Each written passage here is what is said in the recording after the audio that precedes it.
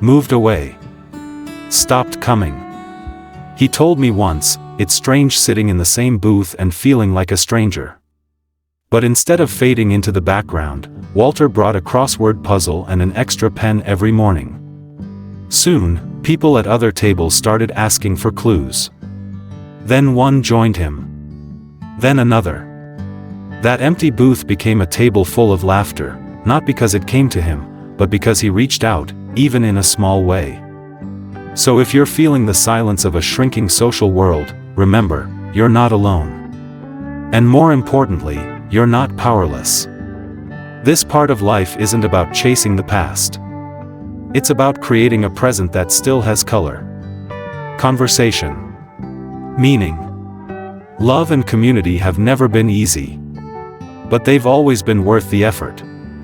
So today, ask yourself, who can I reach out to this week? What small step can I take to feel seen again? An old friend. A new neighbor. A group you've always wanted to join. It's never too late. Your voice matters. Your presence matters. Your story still matters. And every time you choose connection, even when it's hard, you remind the world, and yourself, you're still here. Still giving. Still living. That's not weakness. That's legacy in motion. Enough? Is there still something left for me to do? This is the fifth and perhaps most profound truth of life after 80. Purpose doesn't retire when we do. In fact, it becomes more essential than ever. In earlier decades, purpose often wrapped itself around roles: parent, worker, partner, provider. But now those roles may have shifted, softened, or even vanished.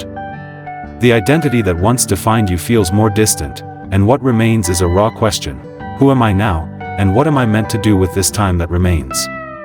Here's what no one tells you. Purpose after 80 doesn't need to be loud, grand, or world-changing. It just needs to feel meaningful to you. Let me tell you about Maya, 89. For years she'd been a teacher, a mentor, a mother.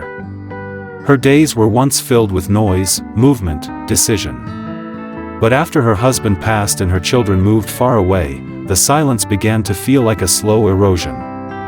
She told me once, I felt like my usefulness had expired. But then one afternoon, she overheard a neighbor's teenage daughter crying on the porch. Instead of staying quiet, she stepped outside and simply sat next to her. No advice. No lecture. Just presence. That moment turned into a friendship.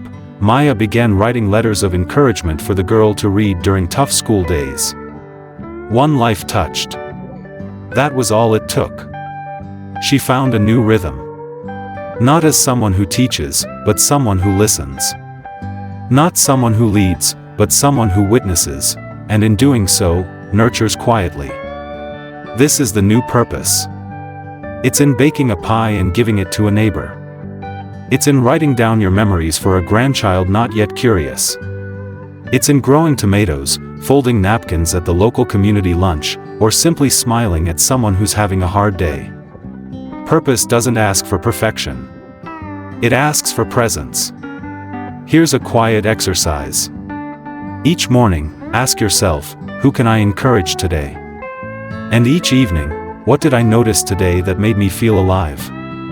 Those two questions can build a life of purpose, one small act, one moment of attention at a time. Don't let regret root itself in the soil of stillness. Even now, especially now, you have a life to shape. Not one of constant motion, but of deliberate meaning. So write the poem. Plant the flower. Send the message. Tell the story. Ask the question. Forgive someone. Apologize. Speak kindly. Look someone in the eye and say their name with warmth. You are not done. You are becoming something new. A soul less bound by speed, and more defined by depth. And that is a kind of legacy no one can overlook. If you've made it this far, here's your reminder. You are still here. You are still needed.